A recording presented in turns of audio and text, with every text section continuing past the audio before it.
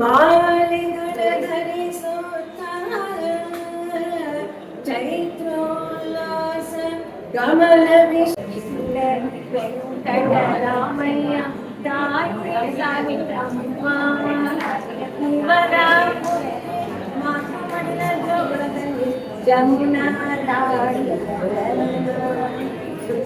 ಭಾರತೀಯ ಸಂಸ್ಕೃತಿಯ ಆರಾಧಕಿ ಸಮಾಜ ಸೇವಕಿ ಗ್ರಾಮೀಣ ಬಾಲಕ ಬಾಲಕಿಯರ ಪ್ರತಿಭೆಯ ಪ್ರೋತ್ಸಾಹಕ್ಕೆ ಯೋಗಾಭ್ಯಾಸಿ ನಾಟ್ಯ ಕಲಾವಿದೆ 35 ವರ್ಷ ನೃತ್ಯಪಟ ಸೇವೆ ಮಾಡಿಹ ಜಮುನಾ ರಾಣಿ ಸಾಹಿತ್ಯ ಕ್ಷೇತ್ರದಲ್ಲಿ ನಾಗಂಡ ಗುರು ಜೀವನಯಾನ ಪುಸ್ತಕಗಳ ಕನ್ನಡಕ್ಕೆ ಸಮರ್ಪಿಸಿಹ ಜಮುನಾ ರಾಣಿ ದಯೆ ಧರ್ಮದ ಮೂಲವಯ್ಯ ತತ್ವಗಳ ಮೇಲೆ ನಿಂತ ಜಮುನಾ ರಾಣಿ ಎಡೆಮರೆಯ ಕಾಯುತ್ತಿರುವ ಕಲಾರಾಧಕರ ಗುರುತಿಸಿ ಬೆಳಕಿಗೆ ತರುವ ಕಾರ್ಯ ಹಮ್ಮಿಕೊಂಡಿಹರು.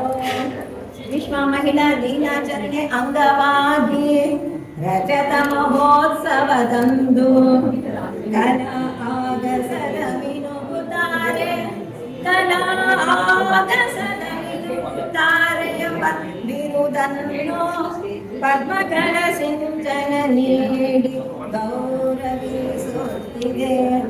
ಪದ್ಮಕಲ ಸಿಂಚನ ನೀಡಿ ಗೌರವಿಸುತ್ತಿದೆ. ಪದ್ಮಕಲ ಸಿಂಚನ ನೀಡಿ ಗೌರವಿಸುತ್ತಿದೆ.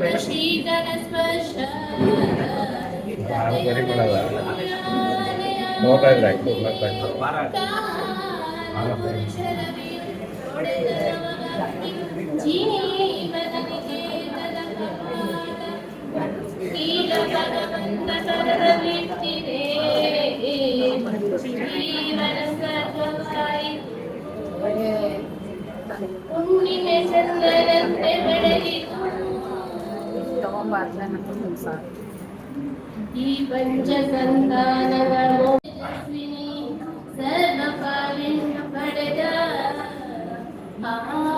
ಹಸಿ ಚರ್ಚಾ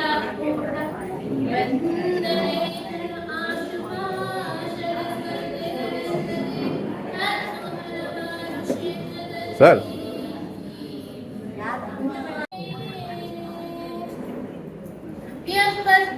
ವರ್ಷದ ಸಂಸಾರದ ಏರುಪೇರು ಜೀವನ ಭಗವಂತನು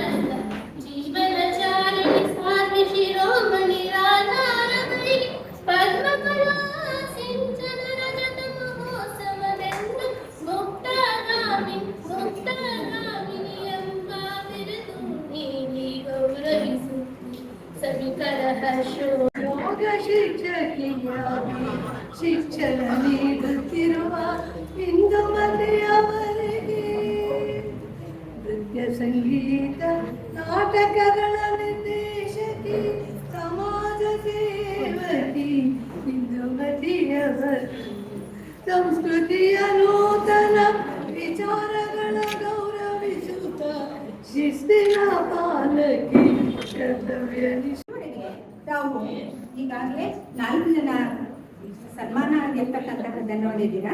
ಆ ಸನ್ಮಾನಿತರ ಬಗ್ಗೆ ಅವರ ಪರಿಚಯವನ್ನ ಅವ್ರ ಬಾಯಿಂದನೇ ಕೇಳೋಣ ಅಂತ ಹೇಳಿ ಆಸೆ ಆಗಿದೆ. ಅದರಿಂದ ಒಂದು ಸಣ್ಣ ಸಂವಾದದ ಮೂಲಕ ಅವರ ಅನಿಸಿಕೆಗಳನ್ನ ನಾವು ಕೇಳೋಣ. ಈಗ ಮೊದಲನೇದಾಗಿ ಮೊದಲನೇ ಸಂಗೀತ ಕಲಾ ಕೌಸ್ತುಭ ಪ್ರಶಸ್ತಿ ವಿಜೇತರಾದಂತಹ ವಸಂತ ಲಕ್ಷ್ಮಿ ಮೇಡಮ್ ಅವರಿಗೆ ಒಂದೆರಡು ಪ್ರಶ್ನೆಗಳನ್ನ ಕೇಳ್ತೀನಿ. ಮೇಡಮ್, ತಮಗೆ ಸಂಗೀತ ಕಲಿಕೆಗೆ ಪ್ರೇರಣೆ ಏನು ಮೇಡಮ್?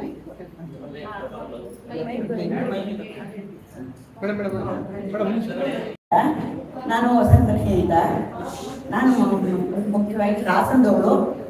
ಹಾಸನದಲ್ಲೇ ಬೆಳೆದು ಹುಟ್ಟಿ ಹಾಸನದಲ್ಲೇ ಬೆಳೆದು ಹಾಸನದಲ್ಲೇ ಮದುವೆ ಆಗಿ ಹಾಸನದಲ್ಲೇ ತುಂಬ ವರ್ಷ ಇದ್ದು ಇವಾಗ ನನ್ನ ಮನೆಗೆ ಬಂದಿದ್ದೀನಿ.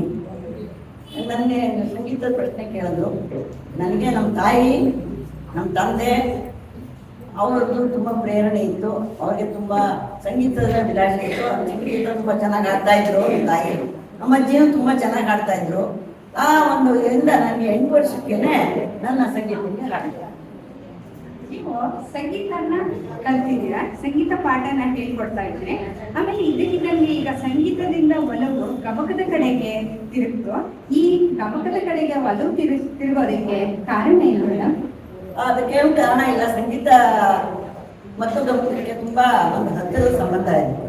ಸಂಗೀತ ಬಂದ್ರೆ ಗಮಕ ಚೆನ್ನಾಗಿ ಬರುತ್ತೆ. ಸಂಗೀತ ಇಲ್ಲದೆ ಇದ್ರೆ ಸಾಹಿತ್ಯ ಇಲ್ಲವೇ ಇಲ್ಲ. ಸೊ ಅದಕ್ಕೆ ಸಂಗೀತ ಮತ್ತು ಸಾಹಿತ್ಯ ಎರಡು ಪರಿಚಯನೂ ಇರಬೇಕಾಗತ್ತೆ. ನಾನು 8ನೇ ವರ್ಷದಲ್ಲಿ ಸಂಗೀತ ಕಲಿತೆ. 28ನೇ ವರ್ಷದಿಂದ ನಾನು ಕಾವ್ಯವಾಚನ ಶುರು ಮಾಡಿರೋದು. ಅದಕ್ಕೆ ನನಗೆ ಜಯಮ್ಮ ಅಂತ ಒಬ್ಬರು ಇದ್ರು. ಈಗ ಗಮಕ ಕಲೆ ಇದೆಯಲ್ಲ, ಇದು ನಿಮ್ಮ ಜೀವನದಲ್ಲಿ ಯಾವ ತರ ಪಾತ್ರ ವಹಿಸಿದೆ ಅಂತ ಹೇಳ್ತಾರೆ, ನಾವು ಸ್ವಲ್ಪ ಹಂಚ್ಕೊತೀರಾ?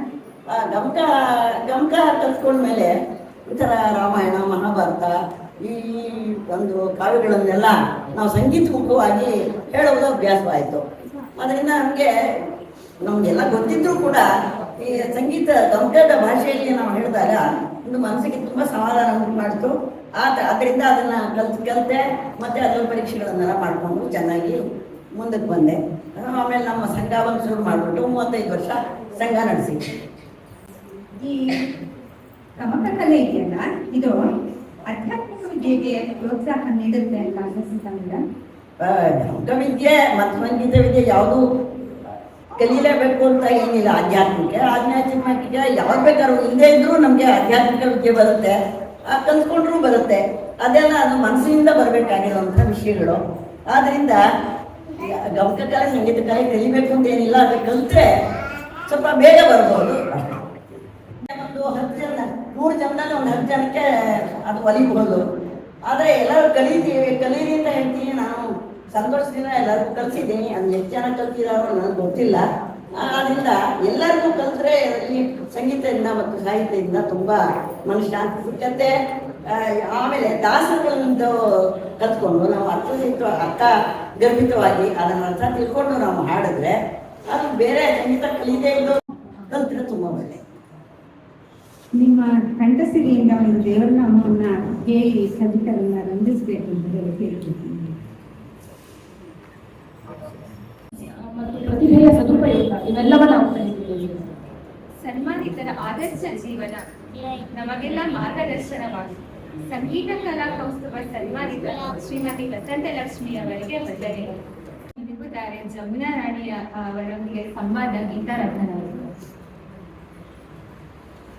ಈಗಾಗಲೇ ಕಲಾ ಆಗಸ್ನ ಮಿನುಗುತ್ತಾರೆ ಅಂತಕ್ಕಂತಹ ಒಂದು ಬಿರುದನ್ನ ಪಡೆದಿರ್ತಕ್ಕಂತಹ ಜಮುನಾ ರಾಣಿ ಅವರಿಗೆ ಅವರು ಪರಿಚಯವನ್ನು ಕೂಡ ನಾವು ಅವ್ರ ಬಾಯಿಂದಲೇ ಕೇಳೋಣ.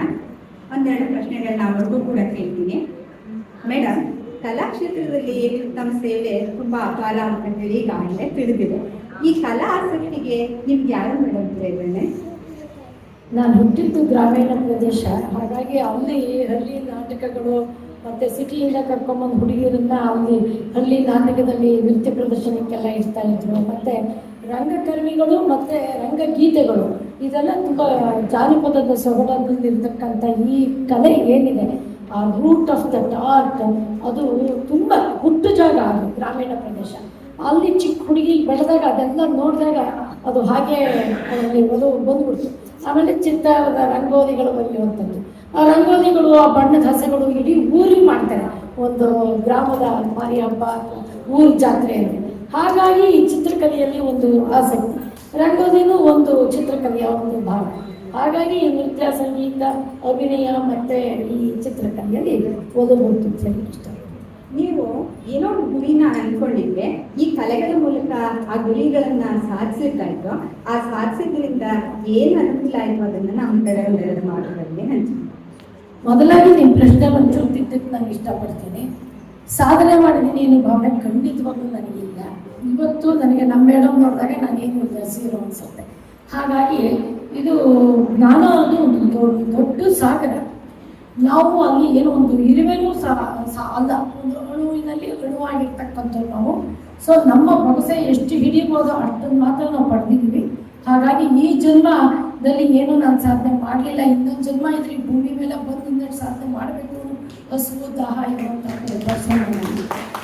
ಹಾಗಾಗಿ ಏನೋ ಒಂದು ಅಷ್ಟು ಇಷ್ಟು ಎಲ್ಲ ಕ್ಷೇತ್ರದಲ್ಲೂ ನನಗೆ ನನ್ನ ಬುದ್ಧಿಮಟ್ಟಕ್ಕೆ ಎಷ್ಟು ಗ್ರಹಿಸ್ಕೋಬೋದಾಗಿತ್ತು ಅಷ್ಟಷ್ಟು ನಾನು ಗ್ರಹಿಸ್ಕೊಂಡು ಅದರಲ್ಲಿ ಏನು ನನಗೆ ಸಿಕ್ಕಿದ ಊಟದಲ್ಲಿ ಎಷ್ಟು ಬೇರೆಯವ್ರ ಜೊತೆ ಹಂಚ್ಕೋಬೋದಾಗಿತ್ತು ಅಷ್ಟು ಹಂಚ್ಕೊಂಡು ಒಂದು ಪ್ರಾಮಾಣಿಕವಾಗಿ ಆ ನಿಟ್ಟಿನಲ್ಲಿ ಕೆಲಸ ಮಾಡಿದ್ದೀನಿ ಅಂತ ಮಾತ್ರ ಹೇಳಲಿಕ್ಕೆ ಇಷ್ಟಪಡ್ತೀನಿ.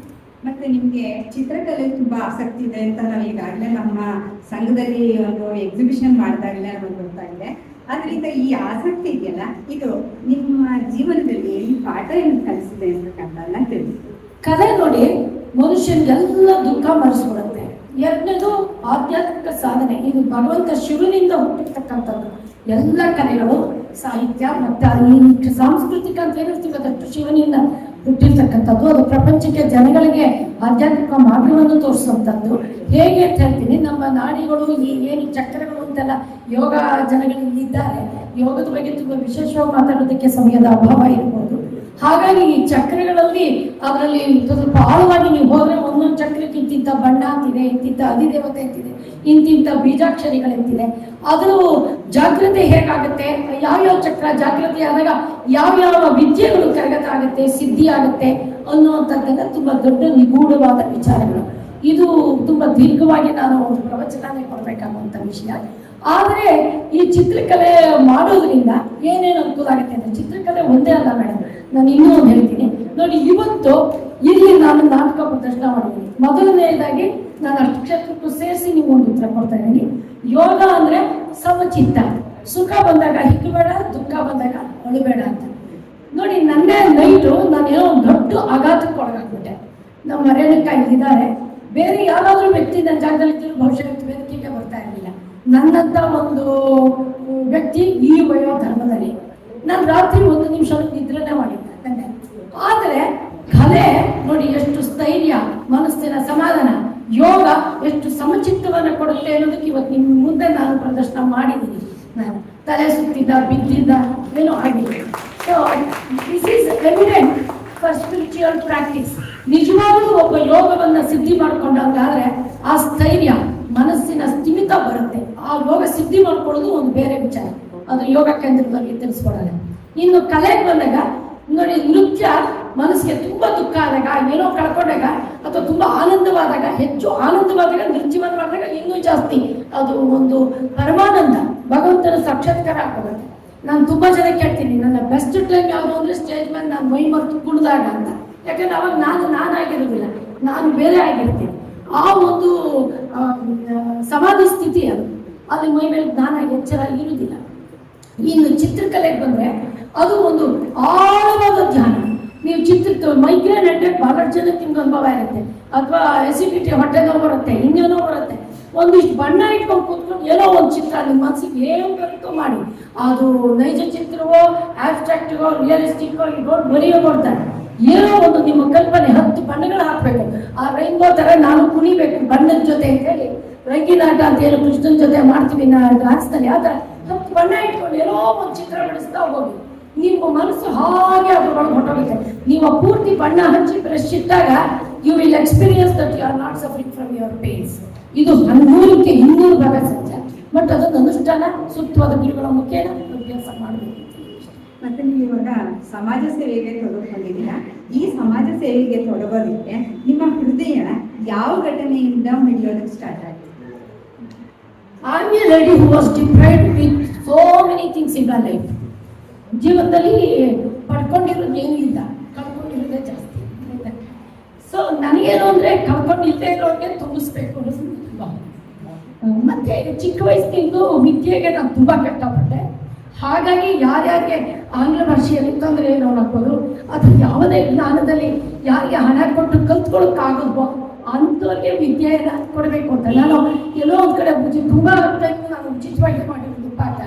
ಯಾರೋ ನಾನು ಕೇಳಿದ್ರು, ನಿಮಗೆ ಬಹುಶಃ ದುಡ್ಡಿನ ಅವಶ್ಯಕತೆ ಇರಲಿಲ್ಲ ಅನ್ಸುತ್ತೆ, ಅದಕ್ಕೆ ಉಚಿತವಾಗಿ ಪಾಠ ಮಾಡ್ತಿದ್ದೀರಾ ಅಂತ. ನಾನು ಅವಾಗ ಅಂದೆ, ನೋಡಿ ನಿಮ್ಮ ಹೊಟ್ಟೆ ತುಂಬಿಟ್ಟು ನಿಮ್ಮನ್ನ ಜಾಸ್ತಿಯಾಗಿ ಫ್ರಿಡ್ಜಲ್ಲಿ ಇಡುವುದು ಪಕ್ಕದಲ್ಲಿ ಊಟ ಕೊಡ್ತಿರಲ್ಲ, ಅದು ದಾನ ಅಲ್ಲ ಸ್ವಾಮಿ.